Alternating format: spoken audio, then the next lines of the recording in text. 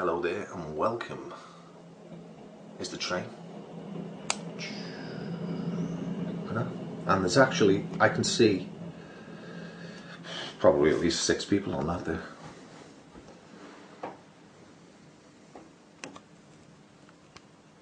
Welcome back. Well, things are getting heavy now. Director's gone.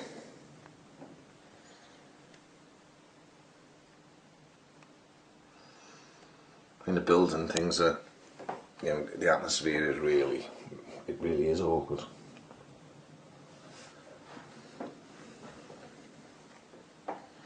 Our little oligarchy getting themselves together to strike.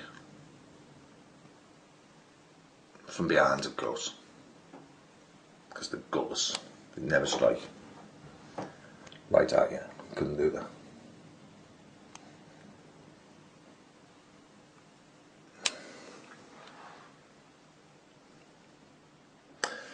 So what was decided was they'd worked a little way out to have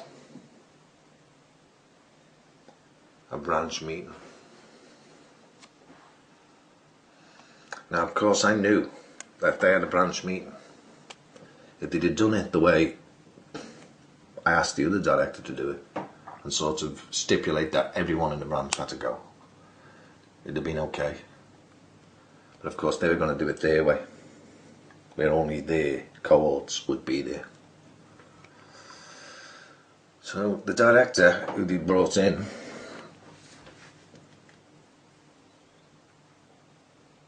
who'd risen to vice chair in the Samaritans at some point, so she kept telling everyone.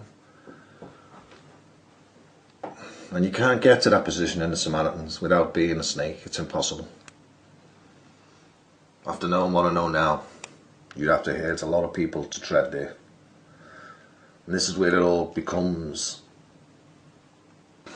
intertwined. Everything's linked.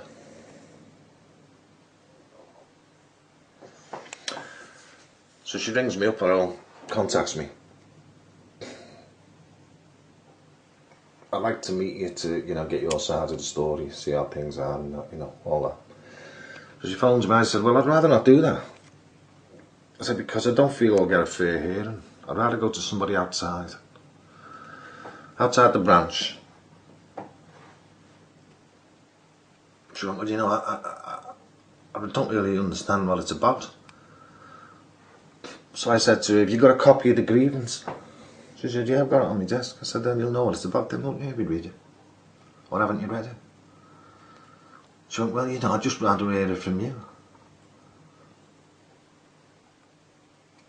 So I said, okay, we'll meet you. So I got a time worked out. I had the first meeting. Coincided with the time I was on the shift, so did it before the shift and then went on the shift. Meeting lasted about an hour. First thing she said when I went in, now do you think we could sort of put this behind us? I said, no. I said, I want to know how you can think it's okay for the DD for volunteer care to do what she did. Where'd you sit with that? To which she replied, well, we don't really know, do we? It's only, but she was about to say hearsay. I said, it's not hearsay, it's the truth. I said, you know it's the truth, and I know it's the truth. I said, to be frank, I said, I'm a bit insulted by that.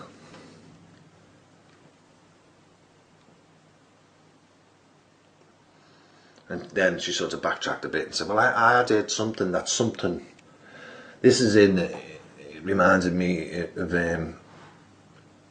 in C's own words and other DDs, it being at that point, the nearest they alluded to it in any way was there'd been an incident. That's the way they put it.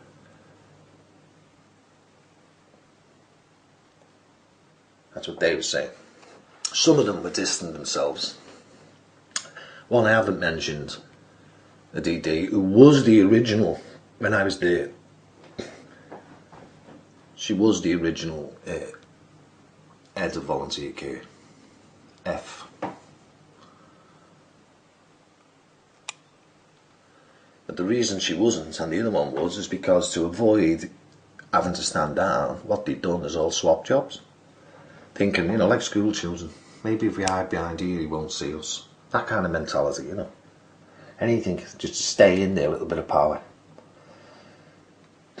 Of course, all this power is based around tea. They'd have done anything for tea.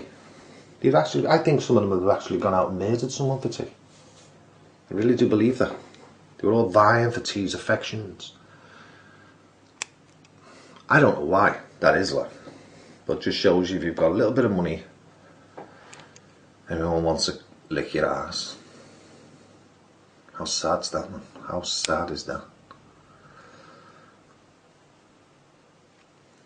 Anyway, back to the meeting. So I said I want to go outside really, the branch. I didn't really want to do this, you know. Doesn't feel right for me, like. And then we get down to the grievance. She goes through bits of it, like I told her what had happened. And then I said to her, you know, we can't trust the regional rep. And then she says to me, well, I can tell you now, the regional rep, I've been friends with her for 13 years. And I can say, honestly, she never lies.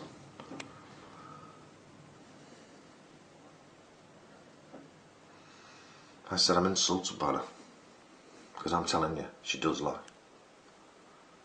I said, and that speaks volumes what you've just said. I said, because I have the text. I've read the text of what she really did. I said it was well out of order. And that's the reason she's part of the grievance. So she basically just spent the whole time defending it, building her up. And I just thought, this is pointless in the head. So we went through the motions. And then she said to me, you know, well, can we not speak about it in the branch then? Can we just keep this between us? To which I replied, I've always got a problem with people keeping things between us. I said, but I think you should look nearer to home for people not to be spreading rumours. I said, because I'm not spreading them. And she said, and then she said this really ridiculous statement to me. She said, you know, there's different versions of the truth. You know, what's true to one person might not be to another. I said, no. I said, there's only one version of the truth. The truth is the truth, and everything else isn't the truth.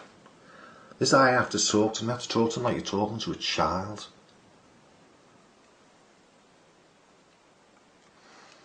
So we couldn't agree on that. I said, in my head, there's only one truth. I said, and you know, that's it, like. And again, I said to her, if anyone's got a problem with it, anyone has a problem, tell them to step forward. Tell them to step forward and defend themselves. And I told her the same thing. I said, but they won't. And you won't either. I said, because it's lies. Total lies. And that's the way I see it. And I could see her eyes looking at me in a way, because I could see she was as hard as nails deep down. Like, that's all up front, that caring and attitude. That's bollocks, that. These people, they're just like evil. They'll use any form possible to get what they want. They don't care what it does to other people. And all they're interested in is holding this little thing together. So the meeting ended. Within about 5 days, there's a note on the doors in various parts of the building. There's going to be a branch meeting So the rumours started flying. Chance to talk. And having experienced the DDs and leaders thing, I thought, whoa, this is going to get heavy, this.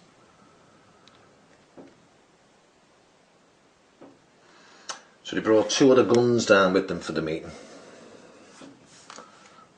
From Ed's office. Don't know who they were, but I have no doubt that they were there to make it look big and menacing. So that told me that it was spread further, this corruption. What I would call corruption. I think it is corruption.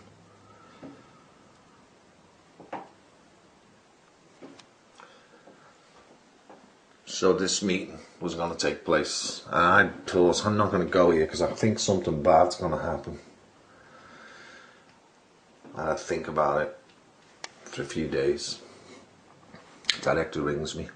Well, the stand-in director. Shouldn't stand in the rain. She rings me. Are you going to the branch meeting? And I thought, why are you asking me, am I going to the branch meeting? I said, I don't know. I may not go. Don't know yet. But I think, it's a chance for people to be able to air the views properly and stop all these rumours again. I said, there is no rumours. I said, there's rumours from you and other people. I'm not dealing in rumour.